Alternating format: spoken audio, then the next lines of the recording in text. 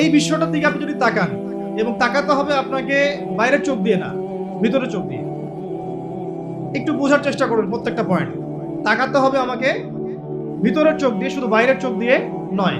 কোন ভিতরের চোখ? যেমনটা খিদির আলাইহিস সালাম নৌকাটা ফুটা করে দিলেন, মুসা আলাইহিস সালাম বললেন যে এটা কেন করলেন। মুসা আলাইহিস সালামের দৃষ্টিভঙ্গিটা বাহ্যিক, খিদির আলাইহিস সালামের দৃষ্টিভঙ্গিটা শুধু বাহ্যিক না, অভ্যন্তরীণ। তিনি বুঝতে পারছেন আল্লাহ পাকের পক্ষ থেকে তার কাছে জ্ঞান এসেছে যে এই নৌকা ফুটা না করলে জলদস্যু নিয়ে যাবে। বাচ্চা হত্যা করে দিলেন, মুসা আলাইহিস সালাম রিঅ্যাক্ট করলেন, মনে আছে তো? আচ্ছা, তিনি বুঝতে পারলেন এই বাচ্চা যদি বড় হতো, খিদির আলাইহিস সালাম বুঝতে পারলেন এই বাচ্চা যদি বড় হতো, নিজে তো কাফের হতোই, পুরো জেনারেশনকে কাফের বানাইল। এবং সাহাবাগীরা নিজেরা তো নাস্তিক হয়েছেই, পুরো জেনারেশনকে নাস্তিক বানানোর পায়তারা শুরু করছে। খিদির আলাইহিস সালাম যদি এই যুগে থাকতেন তাহলে নিশ্চয়ই ব্যবস্থা গ্রহণ করতেন। এরপরে একটা বাচ্চা হত্যা করা হলো, একটা গ্রামে প্রবেশ করা হলো, গ্রামের লোকজন মেহমানদারি করে না, খাবার পানিও দিচ্ছে না, উল্টা তিনি তাদের দেয়াল নির্মাণ করে দিলেন। মুসা আলাইহিস সালাম জিজ্ঞাসা করলেন যে এটা কেন করলেন, একটু পারিশ্রমিক নেওয়া যায় তো।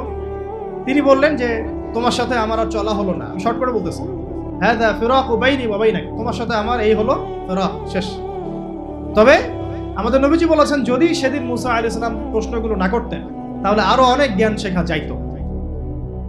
এটা হাদিস আসছে। তিনি পৃথিবীর সবচেয়ে জ্ঞানী মানুষ, নবী মুহাম্মদ সাল্লাল্লাহু আলাইহি ওয়াসাল্লাম।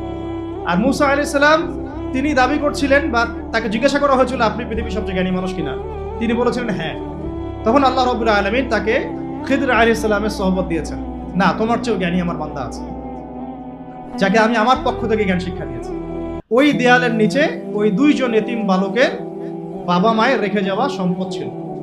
দেয়াল নির্মাণ না করলে মানুষের সম্পদ লুট করত। একটা বিষয় বোঝানোর জন্য ছোট্ট করে গল্পটা বললাম। এই বিশ্ব ব্যবস্থা, এই বিশ্বের অর্থনীতি, সমাজ ব্যবস্থা, রাজনীতি, সংস্কৃতি, শিক্ষা এবং পারিপার্শ্বিক জাহালাত, এগুলো আপনি আইডেন্টিফাই করতে পারবেন না যদি আপনি বাইরের চোখ দিয়ে খালি দেখেন, ভিতরের চোখ দিয়ে দেখতে না পারেন। সলিউশনে যাওয়া বহু দূরের কথা, এখান থেকে সলিউশন বের করে সেটা ইমপ্লিমেন্ট করে সমাজ সংস্কার অনেক দূর কি বাদ। আপনি এই প্রবলেমগুলো ফাইন্ড আউটই করতে পারবেন না যদি কিনা আপনি ভিতরের চোখ দিয়ে দেখতে না শেখেন, অর্থাৎ এই যুগের খিদির না হন আলাইহিস সালাম।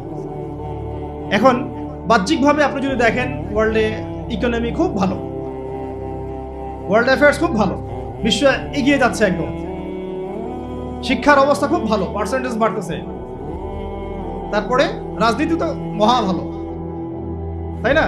সবার সামনে এখন মূলা ঝুলতেছে, আসন এমপি হব, সবার সামনে একটা মূলা ঝুলতেছে, কি হব? এমপি হব। তাই এখন কিছু বলা যাবে না। আচ্ছা, তো খুব ভালো, পলিটিক্সের অবস্থা খুব ভালো, ভূরাজনৈতিক খুব ভালো, ইকোনমিক্স খুব ভালো, শিক্ষা খুব ভালো। তারপরে সংস্কৃতি তো বলার অপেক্ষা রাখে না। সংস্কৃতি মানে তো রাস্তাঘাটে নাটক হচ্ছে এখন, তাই না? ধর্ষণ ঠেকানোর জন্য, তাও আবার ধর্ষণ ঠেকানোর জন্য অর্ধনগ্ন হয়ে রাস্তায় নাটক হচ্ছে। কি বুঝলেন? মানে বাইরের চোখ দিয়ে যদি আপনি এই বিশ্বের আবু জেহেলদেরকে বলেন, এই বিশ্বের আবু জেহেল, আবু লাহাব, এই বিশ্বের উতবা সাহেবা যারা বর্তমান সময়কার, তারা বলবে খুব সুন্দর, ভালো চলতেছে।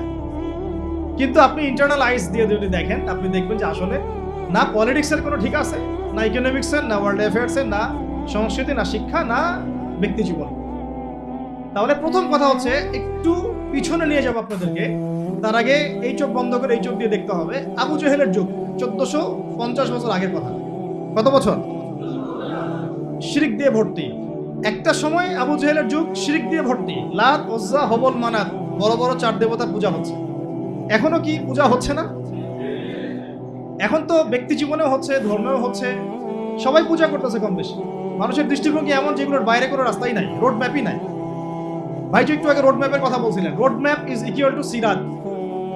বলবে রোড ম্যাপ কি? রোড ম্যাপ সমান সমান সিরাত, রোড ম্যাপ সমান সমান নবী সাল্লাল্লাহু আলাইহি ওয়াসাল্লামের জীবনী, রোড ম্যাপ সমান সমান কোরআন, রোড ম্যাপ সমান সমান হাদিস, রোড ম্যাপ সমান সমান সিরাত। এটাই রোড ম্যাপ। রোড ম্যাপ সমান সমান আব্রাহাম লিঙ্কন না, রোড ম্যাপ সমান সমান কার্ল মার্কস না, রোড ম্যাপ সমান সমান মাও সেতুং না, মুসলিনি না, রোড ম্যাপ সমান সমান IMF না, road map is equal two জাতিসংঘ না, road map is equal two আমাদের মানব রচিত তন্ত্রমন্ত্র না, রোড ম্যাপ সমান সমান তাগুত না। রোড ম্যাপ মানে হলো কোরআন, হাদিস, সিরাত। আর সিরাতটা কেন বললাম? কারণ সিরাতের মধ্য দিয়েই বাস্তবিক প্রয়োগ দেখানো হয়েছে কিভাবে আমরা আল্লাহর জমিনে দিন কায়েম করব। সেটা নবী সাল্লাল্লাহু আলাইহি ওয়াসাল্লাম করে দেখিয়ে গেছেন। তাত্ত্বিক আলোচনা না, এটা প্র্যাকটিক্যাল। এটা কোনো তাত্ত্বিক আলোচনা না, এটা কি প্র্যাকটিক্যালি ইমপ্লিমেন্ট করা হয়েছে 1400 বছর আগেই। এটা হয়ে গেছে, ওটাই সুন্নাহ, ওটাই উসওয়াতুল হাসানা। কথা হচ্ছে আইয়ামে জাহেলিয়াতের এই শিরকগুলো এখন নাই, ওই যে সুদভিত্তিক অর্থ ব্যবস্থা এখন নাই, ওই যে আপনার এই মাদকের ভয়াল থাবা এখন নাই, ওই যে মেয়েদের জিনা, ধর্ষণ, ব্যভিচার, এগুলো অবমাননা নাই, গোত্রে গোত্রে হানাহানি নাই, জুয়া এগুলো নাই, এই যে আপনার নাস্তিকতা, প্রকৃতি পূজা, হ্যাঁ, অপসংস্কৃতি, বেহায়াপনা, বেপরদামি, এগুলো এখন নাই। আপনি একটু ভিতরে চোখ দিয়ে আগে দেখেন, এইরকম একটা সমাজ ছিল। এই সমাজটার সাথে আমাদের দেশের মিল আছে কিনা? আমাদের বিশ্বের মিল আছে কিনা? এই ঢাকা শহরের মিল আছে কিনা? আপনার গ্রামের মিল আছে কিনা? আছে কি নাই? এইরকম একটা সমাজ ব্যবস্থায় কোনো এক রমাদানে, এবার আলোচনা আসতেছে, এইরকম একটা সমাজ যেটাকে আমরা বলছি এক কথায় আইয়ামে জাহেলিয়াত, আইয়ামে ওই রকম আইয়ামে জাহেলিয়াতের কোনো এক রমাদানে নবী করিম সাল্লাল্লাহু আলাইহি ওয়াসাল্লাম হেরা গুহায় ধ্যানমগ্ন আছে, আল্লাহ পাককে ডাকছেন, দোয়া করছেন, আল্লাহ আমি মানুষকে কিভাবে, এই পথ বলা মানুষগুলোকে তোমার পথে নিয়ে আসবো, আমাকে গাইড করো আল্লাহ, আমাকে হেদায়েত দান করো। যেভাবে তিনি পারতেন সেভাবে আল্লাহকে ডাকতেন, কারণ তখন তো কোরআন নাযিল হয়েছে। এর আগে হিলফুল ফুজর তিনি চেষ্টা করেছেন, সমাজের জাহালাতগুলো দূর করার চেষ্টা তিনি শুরু থেকে করেছেন। কিন্তু এই রমাদানে, কোনো এক রমাদানে তিনি হেরা গুহায় আছেন। কোন মাসে? কোন মাসে ভাই? আমরা কোন মাসে আছি? রমাদানের তাত্ত্বিকতা বোঝার চেষ্টা করেন, রমাদানের প্রামাণিকতা বোঝার চেষ্টা করেন, রমাদান কেন আসছে, কি শিক্ষা নিয়ে আসছে, কোন চেতনা নিয়ে আসছে, আর কিভাবে একটা নতুন জাতিসত্তার আত্মপ্রকাশ ঘটলো, এটা বোঝার চেষ্টা করেন।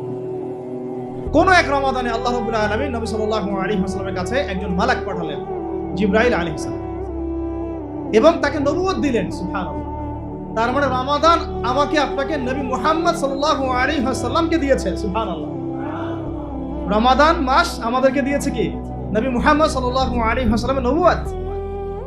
যেই নবী 23 বছরের মধ্যে ওই আইয়ামে জাহিলিয়াতকে একেবারে আলোকিত সমাজে পরিবর্তন করে ফেলেছেন। সুবহানাল্লাহ। কত বছরে? রমাদানের চেতনা এটা। রমাদানে পেয়েছি আমরা একজন নবী, তিনি তো শুরু থেকেই নবী, সৃষ্টির আগ থেকেই নবী, তাই না? নবুয়ত এসেছে কোন মাসে? তার মানে রমাদানে আমরা নবী পেয়েছি। তাহলে নবীর পরে কি আর কোনো নবী আসতে পারে? বাংলাদেশে একটা সূক্ষ্ম ভিতরে মুভমেন্ট চলতেছে, মির্জা গোলাম আহমেদ কাদিয়ানির মুভমেন্ট।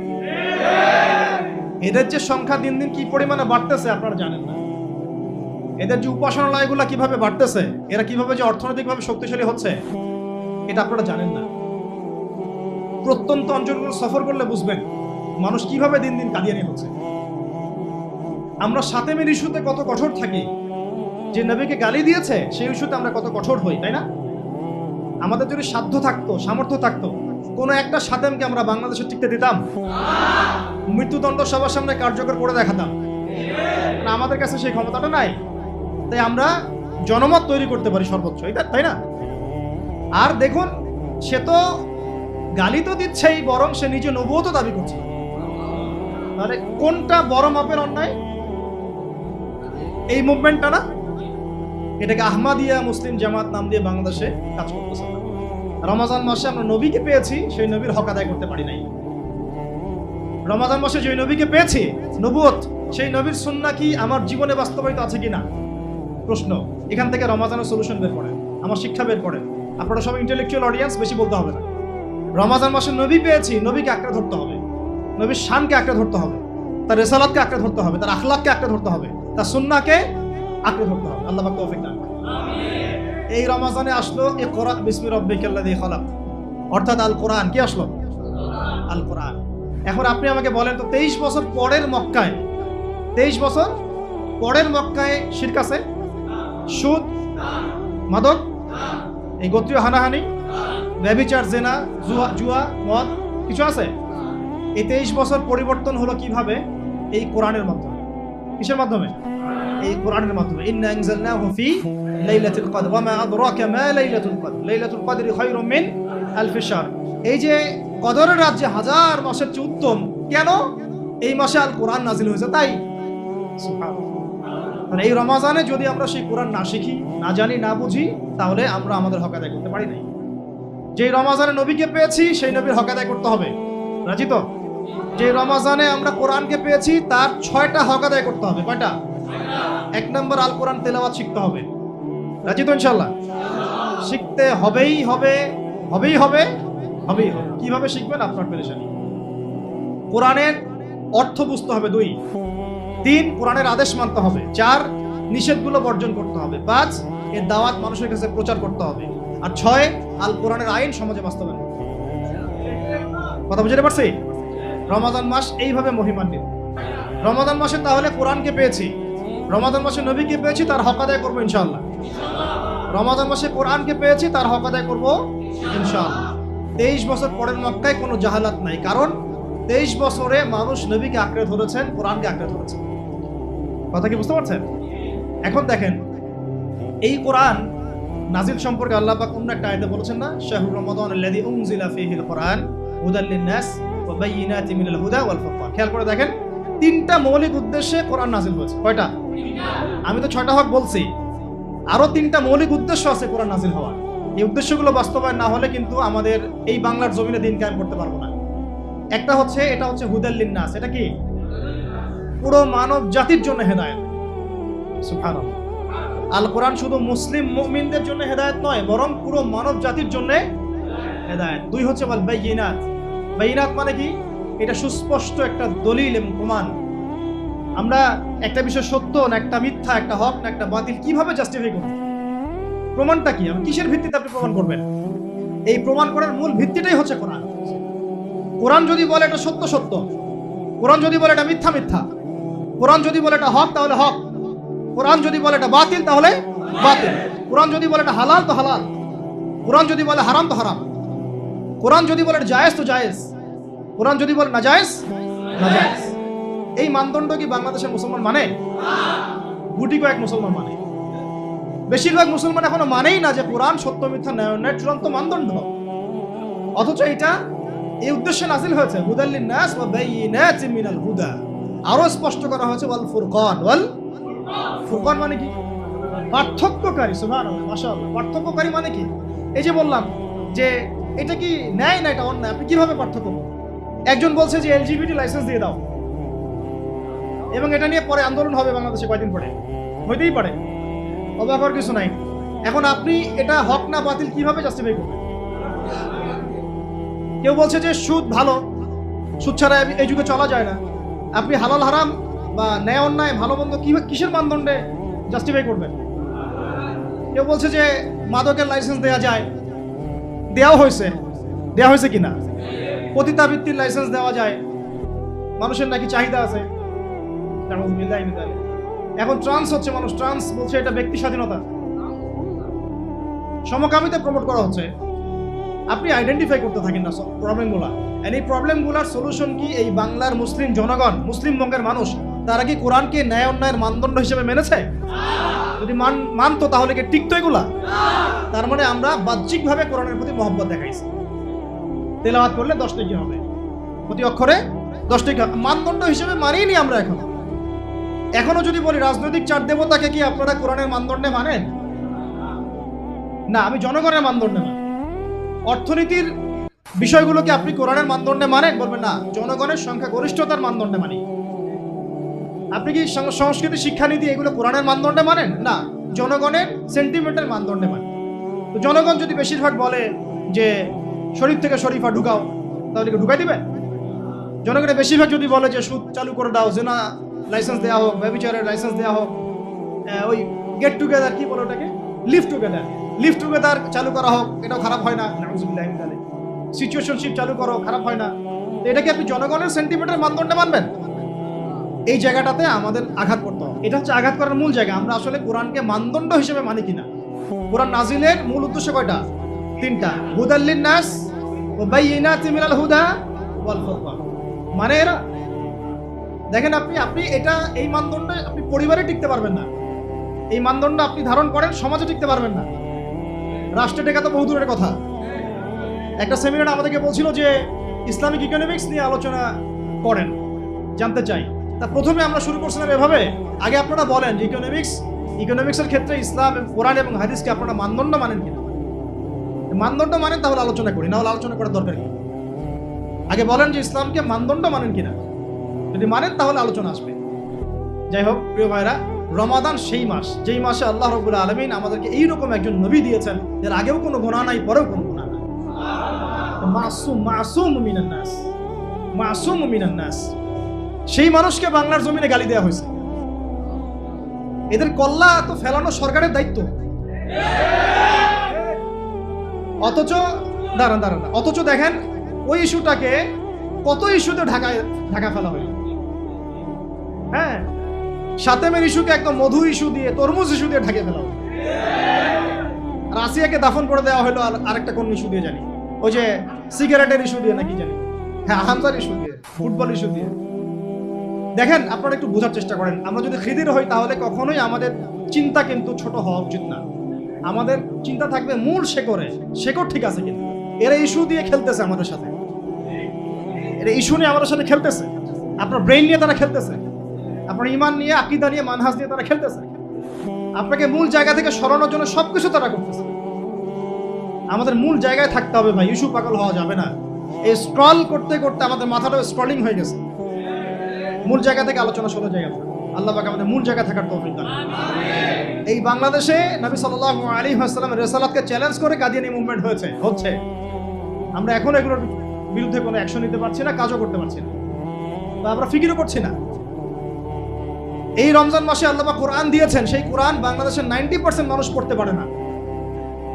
ক্লাসিক্যালি, একাডেমিক্যালি কোনো শিক্ষা প্রতিষ্ঠানে কোরআন শিক্ষা বাধ্যতামূলক নাই, মাদ্রাসা বাদ দিয়ে। সেকুলার কোনো শিক্ষা প্রতিষ্ঠানে কোরআন শিক্ষা বাধ্যতামূলক না, অথচ এটা মুসলিম প্রধান দেশ, আর রমাদান মাসে কোরআন নাযিল হয়েছে। আর 6টা হক আদায় তো বহু দূরের কথা, আর 3টা মূলনীতি হিসেবে কোরআনকে গ্রহণ করা আরো দূরের কথা। রমাদান মাসে আরো অনেক কিছু হয়েছে ভাই। এই রমজান মাসে আপনারা তো জানেন না অনেকেই আর কি, যে আমরা যে এই আইয়ামে জাহিলিয়াতের মধ্যে ছিলাম, আল্লাহ পাক কোরআন দিলেন, নবী সাল্লাল্লাহু আলাইহি ওয়াসাল্লামকে রিসালাত দিলেন। এবার যে মেহনত শুরু হলো, জ্ঞানতাত্ত্বিক মেহনত, দাওয়াতের মেহনত, তাবলীগের মেহনত। প্রথম 3 বছর গোপনে দাওয়াত দিলেন নবী সাল্লাল্লাহু আলাইহি ওয়াসাল্লাম, তারপরে প্রকাশ্য দাওয়াত দেওয়া শুরু করলেন। যখনই প্রকাশ্য দাওয়াত দেওয়া শুরু হলো, বাস কনফ্লিক্ট শুরু হয়ে গেল, লড়াই সংগ্রাম। একেবারে হক আর বাতিলের চূড়ান্ত দ্বন্দ্ব, মারা হচ্ছে, চোখের সামনে মারা হচ্ছে, চোখের সামনে শহীদ করা হচ্ছে সাহাবীদেরকে। সাহাবীরা হিজরত করে চলে যাচ্ছেন, কেউ আবিসিনিয়াতে, কখনো তায়েফে, 2 বার আবিসিনিয়াতে। বেলাল রাদিয়াল্লাহু আনহুকে কিভাবে মারা হলো, সুমাইয়া রাদিয়াল্লাহু আনহাকে কিভাবে মারা হলো, সব জানেন আপনারা। আমি এই জায়গায় গুটাই নিলাম। সাহাবীদের উপর নির্মম নির্যাতন শুরু হলো কখন? যখন হকটা স্পষ্ট হয়েছিল। এখন আমরাও যখন বাংলার মাটিতে, এখন থেকে আপনারাও যখন হক স্পষ্ট করা শুরু করবেন এবং পরিপূর্ণ ইসলামের দাওয়াত দেওয়া শুরু করবেন, আবার হক আর বাতিলের কনফ্লিক্ট শুরু হবে। তখন আমাদেরকেও সাহাবীদের মতো একেবারে ইস্তেকামার পরিচয় দেওয়া লাগবে। প্রথমে তারা আগ্রাসী হন নাই, এগ্রেসিভ হন নাই, হিজরত করেছেন, সবর করেছেন, মার খেয়েছেন প্রয়োজন, তাই না? তারা আঘাত করলে ফুল দিয়ে রিপ্লাই দেওয়া হয়েছে, এমন একটা অবস্থা। খারাপ কথা বললে ভালো কথা দিয়ে রিপ্লাই দেওয়া হয়েছে। কিন্তু যখন আমরা মদিনার রাষ্ট্র কায়েম করে ফেলছি, তখন একদম মাইরের বদলে মাইর। এখন আপনারা আমাকে বলেন তো, আমাদের কি মদিনার রাষ্ট্র আছে? হ্যাঁ, আগে আমাদের মদিনার রাষ্ট্র কায়েম করতে হবে। আমাদের কাজ কি? দাওয়াত, তাবলীগ, মেহনতের মধ্য দিয়ে একটা মদিনার রাষ্ট্র কায়েম করার চেষ্টা করি। তারপর মাইরের বদলে মাইর। মদিনা রাষ্ট্র থেকেই মক্কা বিজয় হয়েছে, মদিনা রাষ্ট্র থেকে মক্কা বিজয় হয়েছে। তাই আমাদের সবার ফিকির থাকবে বাংলাদেশটাকে যেন আমরা একটা মদিনা রাষ্ট্র বানাতে পারি। এখন এইটা কি আমাদের একার ফিকির, না আপনাদেরও ফিকির থাকা যাবে? আমাদের কি এটা নিয়ে আসলে ফিকির করা হয়? ফিকির করতে হবে। যদি আমরা আমাদের বাংলাদেশটাকে একটা মাদানী রাষ্ট্র ওই নেশাবে রূপ দিতে না পারি, ব্যর্থ হই, তাহলে আমরা অস্তিত্ব সংকটে পড়ে যাব। এবং এটা কি চারটাখানি কথা? দাওয়াতের মধ্য দিয়ে, জামাআর মধ্য দিয়ে, ইমারার মধ্য দিয়ে, আমর বিল মারুফের মধ্য দিয়ে, নাহি আনিল মুনকারের মধ্য দিয়ে, সবরের মধ্য দিয়ে, ইস্তেকামার মধ্য দিয়ে, আস-সামউ ওয়া তাআর মধ্য দিয়ে একটা সংঘবদ্ধভাবে, জামাবদ্ধভাবে আমাদেরকে এগিয়ে চলতে হবে ইনশাআল্লাহ। আজ হোক আর কাল হোক, এটা হবেই হবে ইনশাআল্লাহ। আমরা যদি আপনাদেরকে আমাদের পাশে চাই, পাবো কি ইনশাআল্লাহ? আল্লাহ পাক তৌফিক দান করেন। আর একটা মূল পয়েন্ট আছে, শুনেন। এই রমাদানে আমরা হিজরত করে চলে গিয়েছিলাম মদিনা, মনে আছে? আচ্ছা, মদিনাতে আরেকটা জাতি ছিল, কি নাম? একটু মনোযোগ ধরে রাখেন ভাই, শেষ করতেছি। মদিনা একটা জাতি ছিল, কি নাম? বনু কুরাইজা, বনু কাইনুকা, বনু নাজির, তিনটা গোত্র ছিল না? এরা কারা? কি করছিল তারা মদিনায়? উত্তর, তারা নবী সাল্লাল্লাহু আলাইহি ওয়াসাল্লামের আগমনের অপেক্ষা করছিল। মদিনাতে তিনটা ইহুদি গোত্র ছিল, ঠিক আছে, রাইট? নাম কি? বনু কুরাইজা, বনু কাইনুকা, বনু নাজির। মাশাআল্লাহ। এখন আপনাদের কাছে প্রশ্ন করেছিলাম, তারা সারা দুনিয়া বাদ দিয়ে ওইখানে কি করতেছে?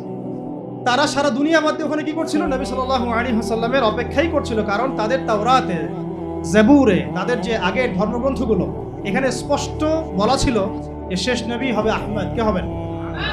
তারা বেসিক্যালি তাকে পাওয়ার জন্যই মদিনায় এসে ফুটে গিয়েছিল। কিন্তু যখন তারা দেখলো যে তিনি বনু ইসরাইল থেকে আসেন নাই, বরং বনু ইসমাইল থেকে আসছেন, তখন তারা হিংসা বিদ্বেষ শুরু করল। কথা আছে এখানে, আমরা কিন্তু প্রায় 17 থেকে 18 মাস তাদের কেবলার দিকে মুখ করে নামাজ পড়েছি। কোন দিকে? বাইতুল মুকাদ্দাসে, মনে আছে? এরপরে আল্লাহ রাব্বুল আলামিন এই দ্বিতীয় হিজরিতে আল্লাহ রাব্বুল আলামিন রমাদানের সম ফরজ করেছেন, ওই দ্বিতীয় হিজরিতেই আল্লাহ রাব্বুল আলামিন কেবলাটাকে পরিবর্তন করে দিলেন। ফাওয়াল্লি ওয়াজহাকা শাতরাল মসজিদিল হারাম, তুমি তোমার চেহারাটাকে মসজিদে হারামের দিকে ফিরায় নাও। এটা শুধু আমাদের জাতিগতভাবে কেবলা পরিবর্তন, নামাজের দিক নয় শুধু, এটা হচ্ছে একটা নতুন জাতিসত্তার আত্মপ্রকাশ। আগে আমরা তাদের সাথে চলেছি, তাদের কেবলাকে কেবলা মেনে নামাজ পড়েছি। আমরা কিন্তু আলাদা বিচ্ছিন্ন কোনো জনগোষ্ঠী নই। তাদের নবী আমাদের নবীও। আমরা মুসা আলাইহিস সালামকে মানি, ঈসা আলাইহিস সালামকে মানি, মুহাম্মদ সাল্লাল্লাহু আলাইহি ওয়াসাল্লামকেও মানি, কিন্তু তারা আমাদের নবীকে মানলো না। যখন তাদের দরজা পর্যন্ত যাওয়ার পরেও তারা আমাদের নবীকে মানলো না, কোরআনকে অস্বীকার করলো, আমাদের সাথে শত্রুতা পোষণ করলো এবং একটার পর একটা ষড়যন্ত্র করতেই থাকলো, আল্লাহ রাব্বুল আলামিন এবার কেবলা পরিবর্তন করে দিলেন। তোমরা স্বতন্ত্র একটা নতুন জাতিগোষ্ঠী, যেটা ইহুদিদের সাথে আর ঐক্যবদ্ধভাবে চলতে পারবে না। কথা বুঝতে পারছি? এখন দেখেন, আমরা ওই কেবলাকে কিন্তু ভুলে গেছি। আল্লাহ পাক ভিত্তি দিয়ে দিলেন, তোমরা যাকাত দাও। যাকাত কত পার্সেন্ট মানুষ দেয় বাংলাদেশে? যারা মুসলিম। কত পার্সেন্ট মানুষ যাকাত দেয়? যারা মুসলিম। যাকাতের মাসালাগুলো জানে কতজন? এটা যে ইসলামিক ইকোনমিক্সের মূল ভিত্তি। দেখেন, যাকাত দেয় না, এদিকে রিবা বেশ চলতেছে, সুদ, ঘুষ, দুর্নীতি চলতেছে, ক্রিপ্টোকারেন্সি চলতেছে, বিটকয়েন্স চলতেছে, তারপরে এখন নতুন আসতেছে আরো কত কি, আপনারা জানেন এগুলা। বাকি ইনফ্লেশন যেখানে আছে ওইখানে তারা যাচ্ছেন, ওয়ার্ল্ড ব্যাংকের দ্বারস্থ হচ্ছেন, IMF এর দ্বারস্থ হচ্ছেন। যাকাত ভিত্তিক অর্থ ব্যবস্থা রাষ্ট্রীয়ভাবে চালু করা হচ্ছে না। এই যে আমাদের মূল শিক্ষা, রমাদান থেকে বঞ্চিত হচ্ছে। রমাদানের এগুলোই তো মূল শিক্ষা। তারপরে খেয়াল করে দেখেন, এই রমাদানেই আল্লাহ রাব্বুল আলামিন আমাদেরকে বদরের যুদ্ধ করিয়েছে। ঠিক আছে কথা? এই রমাদানে বদরের যুদ্ধ হয়েছে। আবার এই রমাদানে শুধু বদরের যুদ্ধ হয়েছে কিন্তু এমন না, কিন্তু এই রমাদানে আরো বহু যুদ্ধ হয়েছে। কয়েকটা যুদ্ধ আমি আপনাদেরকে বলি। এই রমাদানে বদরের যুদ্ধ তো হয়েছে, এটা আপনারা তো ভাইয়ের আলোচনা শুনলেন, দীর্ঘ আলোচনা করেছেন তিনি, আমি আলোচনা রিপিট করছি না। এটার ফলাফল আমরা সবাই জানি। তো এই রমাদানে তাবুকের যে যুদ্ধটা হয়েছিল, তাবুক যুদ্ধের যে সফর, এই সফরটাও কিন্তু রমাদানের মধ্যেই হয়েছে। আবার আপনি যদি দেখেন খন্দক, এই খন্দকের যুদ্ধের প্রিপারেশন যেটা, এই প্রিপারেশন, খন্দক খোরার প্রিপারেশন গুলাও রমাদানের মধ্যেই হয়েছে। মক্কা বিজয়, সেটাও রমাদানের মধ্যেই হয়েছে। সুবহানাল্লাহ। দেখছেন? আরো যদি সামনে যান, ওমর রাদিয়াল্লাহু আনহুর সময়, প্রায় 15 হিজরির দিকে কথা, ওই সময় আবু উবাইদা ইবনে জাররাহ রাদিয়াল্লাহু আনহুর নেতৃত্বে বাইতুল মুকাদ্দাস বিজয় এই রমজানই হয়েছে। ইনশাআল্লাহ এমন কোন রমাজানে আমরা দেখবো ইনশাআল্লাহ যে বাইতুল মুকাদ্দাস আবার জয় হবে ইনশাআল্লাহ। শুধু তাই নয়, এই রমাজানে এই আপনার আল পার্সালের নাম জানেন? ওই যে সেলজুকি একটা যুদ্ধ আছে, ওই যে মালাজগিট, ওই যুদ্ধ কিন্তু রমজান মাসেই হয়েছে। এটা অনেকে আমরা হয়তো জানি না। এছাড়াও আমি নোট করছিলাম, তারেক বিন জিয়াদের স্পেন জয়, নাম শুনছেন কি? 712 দিকে খ্রিস্টাব্দ, এটাও রমাদানে হয়েছে। সুবহানাল্লাহ। কাদেসিয়া যুদ্ধের নাম শুনছেন? কাদেসিয়া যুদ্ধের যে একটা অংশ, মানে সফর, একটা অংশ ছিল এই রমাদান কেন্দ্রিক। তার আগে যুদ্ধ হয়েছে, ফিরতে ফিরতে মানে রমাদান এর মধ্যে পড়ে গেছে আর কি। আব্বাসী খলিফা মুতাসিম বিল্লাহ আমুরিয়া বিজয় করেছিলেন ব্যাবিলনে এই বাইজেন্টাইনদের সাথে, এইটাও রমাদান মাসে হয়েছে। এরকম আরো কিছু যুদ্ধ আছে, যেমন আইন জালুতের যুদ্ধ, নাম শুনছেন? যেটা ওই যে তাতারিদের সাথে, মঙ্গলদের সাথে হয়েছে। এই যুদ্ধও কিন্তু রমাদান মাসে একটা ডিসাইসিভ ব্যাটল হয়েছে। এরপরে 100 বছর তারা আমাদের দিকে চোখ তুলতে পারে নাই। ওই যে হালাকু খান একটা বড় ভাই ছিল, মঙ্কে খান, নাম শুনছেন কিনা? এই মঙ্কে খানের পতন হয়েছে এই যুদ্ধে। এবং এই যুদ্ধের পরে বারকে খান নামে একজন মুসলিম সেনাপতি মঙ্গলদের থেকে বের হন, যিনি মুসলিমদেরকে প্রোটেক্ট করতেছিলেন। আলহামদুলিল্লাহ। এই যে অনেক ঘটনা আছে রমাদান মাস কেন্দ্রিক, এই যুদ্ধগুলো সবগুলো রমাদান মাসেই সংঘটিত হয়েছে। দেখেন, এখন আমি 3টা আয়াত বলে শেষ করে দেব। আপনারা 3টা আয়াত মিলাই নেবেন জাস্ট কোরআনে। একটা আয়াত আমি শুরুতে বলেছিলাম, কুতিবা আলাইকুমুস সিয়াম কামা কুতিবা আলাল লাযিনা মিন ক্বাবলিকুম লাআল্লাকুম তাত্তাকুন। রমাদান মাসের সওমের যে মূল উদ্দেশ্যটা, এটা এখানে আল্লাহ রাব্বুল আলামিন আমাদেরকে বলেছেন লাআল্লাকুম তাত্তাকুন, যাতে করে তোমরা তাকওয়া অবলম্বন করতে পারো। দেখেন, আমাদের এই যে জাহিলিয়াত দূর করার কথা বললাম, ইসলামী সমাজ বিনির্মাণের কথা বললাম, মদিনা রাষ্ট্র কায়েমের কথা বললাম, আর রমাদান মাসে যে যুদ্ধ ফরজ হয়েছে, মানে রমাদান মাসে যে যুদ্ধগুলো হয়েছে, ফরজ আগেই হয়েছিল, রমাদান মাসে যে যুদ্ধগুলো হয়েছে, এই যুদ্ধগুলোর মধ্য দিয়ে নবী সাল্লাল্লাহু আলাইহি ওয়াসাল্লাম যে পুরো জাজিরাতুল আরবের মধ্যে ইসলাম কায়েম করে দিয়েছেন, এই যে পুরো কথাগুলো আমরা বলছি, এগুলো তখনই বাস্তবিক রূপ লাভ করবে যখন আমরা তাকওয়ার শিক্ষায় শিক্ষিত হতে পারব। তাকওয়া ছাড়া এগুলো কিছু অর্জিত হবে না। ওই আয়াতগুলোর উপরে আমাদের নবীজি এমনভাবে আমল করেছিলেন যে তিনি নিজেই 66টার মতো যুদ্ধের মধ্যে ইনভলভ ছিলেন। কয়টা? প্রায় 66টা। তার মধ্যে 43টা হচ্ছে আপনার এই সারিয়া এবং 23টার মতো গাজওয়া, আরো কম বেশি প্লাস মাইনাস। তো দেখেন, তাকওয়ার শিক্ষাটা আমরা কিভাবে অর্জন করব? এটা কোথায় থাকে? কলিজার মধ্যে। তাকওয়াহু হাহুনা। আল্লাহ পাক বলেন, ইন্না আকরামাকুম ইনদাল্লাহি আতকাকুম, মানে তোমাদের মধ্যে সবচেয়ে বেশি সম্মানিত আমার কাছে সেই ব্যক্তি যে তোমাদের মধ্যে সবচেয়ে বেশি মুত্তাকি। এখন নবী সাল্লাল্লাহু আলাইহি ওয়াসাল্লাম একটা উসুল দিয়ে গেছেন, উসুলটা একটু বোঝার চেষ্টা করি। তিনি বলেছেন, আনতা আবুদুল্লাহ কাআন্নাকা তারাহু, তুমি এমন ভাবে আল্লাহর ইবাদত করো যেন তুমি আল্লাহকে দেখছো। ওয়া ইল্লাম তাকুন তারাহু ফাইন্নাহু ইয়ারাক, তুমি যদি আল্লাহকে দেখতে না পারো তাহলে আল্লাহ পাক তোমাকে দেখছেন। এই তাকওয়াটা আমরা এখন ফিল করছি। আপনার সামনে আমি একটা পানির বোতল দিয়ে, আপনি খাবেন এখন? খাবার খাবেন? একটা সেন্সে খাবেন না যে আল্লাহ আমাকে দেখছেন, আল্লাহ আমাকে শুনছেন। এইটা আমাদের জীবনের সব ক্ষেত্রে থাকা চাই। এইটা আমার রাতের বেলা থাকা চাই, দিনের বেলা থাকা চাই, একাকিত্বে থাকা চাই। এটা আমার শিক্ষায় থাকা চাই, সংস্কৃতির মধ্যে থাকা চাই, আমার অর্থনীতির মধ্যে থাকা চাই, আমার রাজনীতির মধ্যেও থাকা চাই। এই তাকওয়ার শিক্ষাটা দেওয়ার জন্যই বেসিক্যালি বারবার রমজান ঘুরে ঘুরে আসছে। আর এই তাকওয়াটাকে শুধুমাত্র এক মাস কেন্দ্রিক না, সারা বছর সারা জীবন। খুব খেয়াল করে দেখবেন, রমজান মাসে আমরা সবাই আল্লাহর ওলি হয়ে যাই, রমজানের পরে আবার আমরা যা তাই। এটা কি ঠিক হয়? তো তাহলে এখানে তাকওয়া কেন্দ্রিক জাস্ট 2টা কথা। এক হচ্ছে এই তাকওয়াটা শুধু জীবনের এক কেন্দ্রিক নয়, বরং জীবনের প্রতিটা ক্ষেত্রেই থাকতে হবে। সামগ্রিক জীবনে থাকতে হবে, বৈষয়িক জীবনেও থাকতে হবে, এবং ইবাদত বন্দেগীর জীবনেও থাকতে হবে। এবং এটা শুধুমাত্র একটা মানে কি বলবো, সাময়িক একটা রমাদান মাস কেন্দ্রিক একটা আমলের বিষয় নয়, বরং জীবনের প্রতিটা দিন, প্রতিটা রাত আমাকে তাকওয়ার শিক্ষায় শিক্ষিত।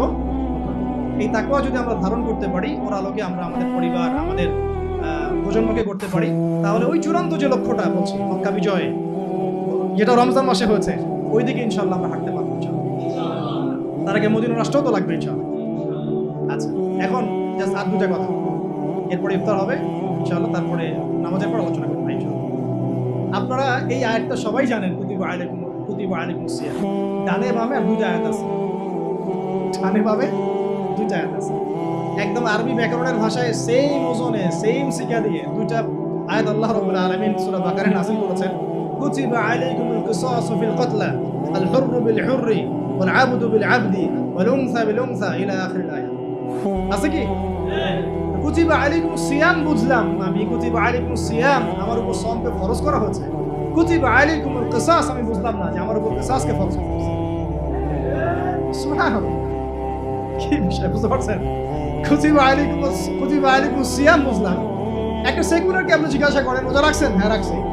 কেন রাখছেন? না রাখলে হয়? মুসলমান থাকা যায়? তো কুতিবা আলাইকুমুল কিসাস বুঝলেন না কেন? কিসাসের মধ্যে কত কি আছে? কিসাস তো একটা আছে, হত্যার বদলে হত্যা। হুদুদ আছে না? শরিয়া আইন আছে না? চোরের হাত কাটার বিধান নাই? ধর্ষণের শাস্তি, ব্যভিচারের শাস্তি, আপনার জেনার শাস্তি, ডাকাতির শাস্তি, মোরতাদদের শাস্তি, শাতেনদের শাস্তি, এগুলো কি আমাদের বানানো লস? আল্লাহ পাকের ডিভাইন লস। এগুলো কি আল্লাহ পাকের পক্ষ থেকে ঐশ্বরিক, আল্লাহর পক্ষ থেকে নাজিল করা। আল্লাহ পাক কি এমন কোনো ল দিতে পারেন যেটা মানবতা বিরোধী? বলেন, হতে পারে কখনো? তার মানে তারা তো আল্লাহর লকে অস্বীকার করছে না, তারা আল্লাহকে অস্বীকার করছে। আল্লাহর লকে অস্বীকার করা মানে কি? আল্লাহকেই অস্বীকার করা। তারা কুতিবা আলাইকুম সিয়ামের উপর আমল হচ্ছে, কিন্তু কুতিবা আলাইকুম কিসাস আর হুদুদ আর শরিয়া জাদুঘরে, এটা কোথায়? যেই বলবে তাকেই তারা ট্রেস করতেছে, এই জঙ্গি, মৌলবাদী, ধর্মান্ধ ইত্যাদি। আচ্ছা, যা বেশি হয়ে যাচ্ছে, আরেকটা আছে বাম দিকে, আরেকটু বেশি করে দেই। এইটার বাম দিকে আরো একটা আয়াত আছে, কুতিবা আলাইকুমুল কিতাল, কুতিবা আলাইকুমুল কিতাল ওয়া হুয়া কুরহুন লাকুম ওয়া আসা আন তাকরাহু শাইআন ওয়া হুয়া খায়রুল লাকুম ওয়া আসা আন তুহিব্বু শাইআন ওয়া হুয়া শাররুন লাকুম ওয়াল্লাহু ইয়া'লামু মা আনতুম লা তা'লামুন। আছে কি না? কোরআনে বানায় বললাম ভাই, আছে না নাই? আচ্ছা, ডান দিকে একটা কুতিবা আলাইকুমুল কিসাস আর বাম দিকে কুতিবা আলাইকুমুল কিতাল, মাঝখানে কুতিবা আলাইকুমুস সিয়াম। আমাদের বাংলাদেশের আমরা 90% মুসলিম, মাঝখানেরটা নিয়েছি না, ডান নিয়েছি না বাম নিয়েছি। প্রেক্ষাপট আছে, আমি বুঝলাম, সব মানলাম, সব উসুল আমি বুঝি, এটা আমাকে বুঝাতে হবে না। কিন্তু আদর্শগতভাবে আমরা মানি কিনা, আদর্শগতভাবে আমরা আসলে এটাকে বিশ্বাস করি কিনা, স্বীকার করি কিনা, মানি কিনা। যে আল্লাহর হাতে আমার জীবন, সে আল্লাহর বিধান আমি মানি না। যে আল্লাহর হাতে আমার মৌত, সে আল্লাহর বিধান আমি আমার রাজনৈতিক জীবনে, অর্থনৈতিক জীবনে, সাংস্কৃতিক জীবনে, সামাজিক জীবনে মানি না। কিন্তু এদিকে আমি নামাজ, রোজা, হজ, যাকাত সবই করি। এই যে একটা কুফর, একটা শিরক, এটা তো একটা শিরকই বলা যায়। এটা কি আসলে কাম্য ছিল? আমাদেরকে এখান থেকে মেসেজ দিতে হবে, রমাদান শুধুমাত্র এই শিক্ষা দিবে না যে আমি শুধুমাত্র না খেয়ে থাকবো, পানি না পান করে থাকবো, সব ছেড়ে দিব না। আমাকে পুরো ইসলামের সামনে আত্মসমর্পণের শিক্ষা যেন রমজান দেয়। আল্লাহ পাক আমাদের বোঝার তৌফিক দান। আর দেখেন, ওই কুতিবা আলাইকুমুস সিয়ামের উপরে কি নবী সাল্লাল্লাহু আলাইহি ওয়াসাল্লাম আমল করেছিলেন? সাহাবায়ে কিরাম কি আমল করেছিলেন? তাকওয়ার শিক্ষায় কি তারা দীক্ষিত ছিলেন? ঠিক একইভাবে কুতিবা আলাইকুমুল কিসাসের উপরে কি সাহাবায়ে কিরাম আমল করেছেন? আমাদের নবী কি আমল করেছেন? তাহলে সেটা কি তার সুন্নতের মধ্যে বর্তায়? অন্তর্ভুক্ত না অন্তর্ভুক্ত না? আবার কুতিবা আলাইকুমুল কিতালের উপরে কি নবী আমল করেছেন? সাহাবীরা আমল করেছেন? 1400 বছর ধরে কি আমল চলে আসছে? তাহলে আমরা কি এই তিনটার আংশিক বিষয় নিব না পরিপূর্ণ বিষয় নিব? এইটুকু যদি আপনারা আজকে বুঝতে পারেন আমার আলোচনায়, বাস আমি মনে করবো যে আমার মেহনত সফল। শুধুমাত্র কুতিবা আলাইকুমুস সিয়ামের উপর থাকলে হবে না, বাকি সমস্ত বিষয়ের উপরে আত্মসমর্পণ করতে হবে। আল্লাহ তৌফিক দান করুন। আমাদের নবীজি বলেছিলেন, আমার মেয়ে ফাতিমাও যদি চুরি করে আমি তার হাত কেটে দেব। শব্দটার কি ওজন বুঝতে পারেন? আমার মেয়ে ফাতিমাও যদি চুরি করে আমি তার হাত কেটে দেব। আবার আমাদের নবী সাল্লাল্লাহু আলাইহি ওয়াসাল্লাম এই রমজান মাসেই রোজা রাখা অবস্থাতেই বদরে ছিলেন, তাবুকে ছিলেন, তারপরে তো বললাম যে খন্দকের আগের প্রিপারেশনে ছিলেন, মক্কা বিজয়ে ছিলেন, আরো কত সারিয়া রমজান মাসে হয়েছে, এগুলো সিরাত থেকে শিখতে হবে প্রিয় ভাইরা এবং আমাদের বোনেরা যারা আছেন। আজকের এই সংক্ষিপ্ত আলোচনায় আমরা যে কয়েকটা বিষয়ে মৌলিকভাবে ফোকাস করতে চাই। এক হচ্ছে, রমাদান মাস আমাদেরকে নবী সাল্লাল্লাহু আলাইহি ওয়াসাল্লামের সালাত দিয়েছে, ঠিক আছে? আমাদের নবীর আদর্শ, তার সুন্নাহ আমাদের সামগ্রিক জীবনে বাস্তবায়ন করা চাই। রমজান মাসে আমরা কোরআনের মতো কিতাব পেয়েছি, এই কিতাবের 6টা হক আদায় করা চাই। মনে আছে 6টা হক? তো তিলাওয়াত, অর্থ অনুধাবন, আদেশ মানা, নিষেধ বর্জন করা, দাওয়াত এবং এর আইন বাস্তবায়ন। ঠিক আছে ইনশাআল্লাহ?